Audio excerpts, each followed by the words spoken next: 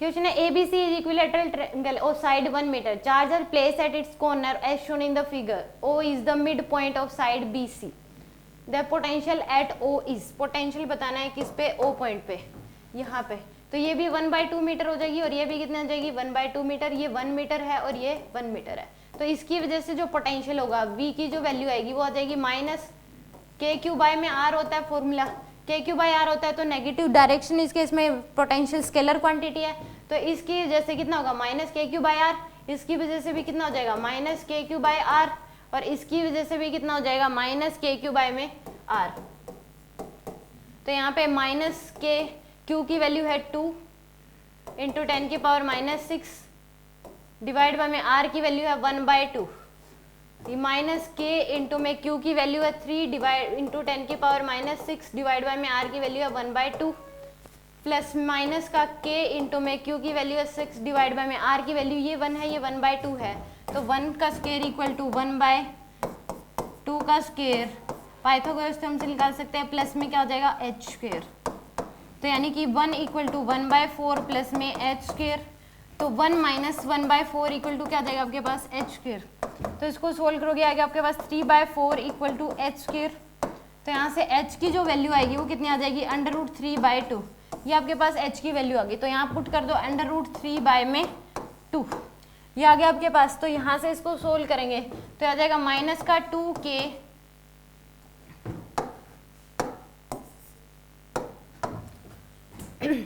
तो इस केस में हम निकाल सकते हैं, इसको सोल्व करोगे तो माइनस का इसको 4 इंटू में 10 की पावर -6k माइनस का ये आ जाएगा आपके पास 6 इंटू 10 की पावर -6k। इसको रब कर देंगे।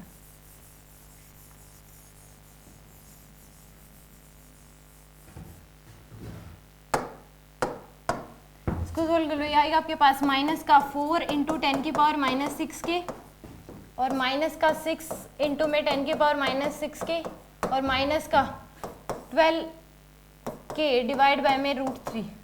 ये आएगी आपके पास V नेट की वैल्यू इस O पॉइंट पे। तो यहाँ से हम निकाल सकते हैं इसके इसमें √3 हम एलसीएम ले लें तो √3 आ जाएगा आपके पास माइनस का 4√3 इंटू में 10 की पावर -6k। ये आएगा माइनस का 6√3 इंटू 10 की पावर -6k और माइनस का 12k। ये आ जाएगा आपके पास आंसर V की वैल्यू ही आएगी आपके पास। तो ऐड कर लो 4√3 माइनस का 6√3 है तो माइनस का 10√3 इंटू 10 की पावर -6k और माइनस का 12k डिवाइड बाय में क्या हो जाएगा √3।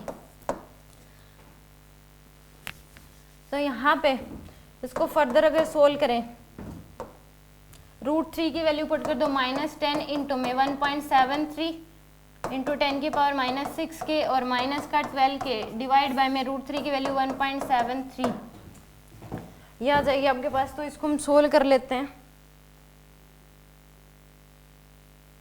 इस केस में 10 इंटू में इसको सोल्व करोगे तो ये आपके पास कितना आ जाएगा यहाँ पे 10 इंटू में यानी कि आ जाएगा 170.3 इंटू 10 की पावर -6k और माइनस का 12k डिवाइड बाय में ये भी माइनस का है 1.73 ये आ जाएगा। तो माइनस का 17.3 और माइनस का 12k ऐड कर दो इनको 17.3 प्लस 12 तो 29.3 और इसको डिवाइड कर दो आप 29.3 डिवाइड बाय में 1.73 तो आ जाएगा 16.9 यानी कि इसको सोल्व करने पे मैं ऊपर वाली टर्म को रब कर दे रही हूँ।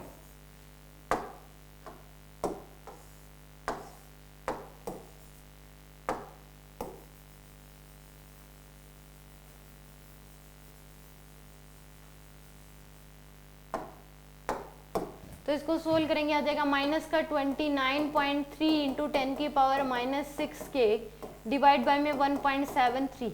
इसको सोल्व करेंगे तो आपके पास आंसर आ जाएगा माइनस का 16.9 इंटू 10 की पावर -6k ये आपके पास वैल्यू आएगी। तो इसको -16.9 इंटू में 10 की पावर -6 इंटू में 9 इंटू 10 की पावर क्या करेंगे 9। तो इसको मल्टीप्लाई कर दो इक्वल टू इंटू में 9, तो आ जाएगा आपके पास 152.4 इंटू में 10 की पावर 3, ये आपके पास वैल्यू आ रही है।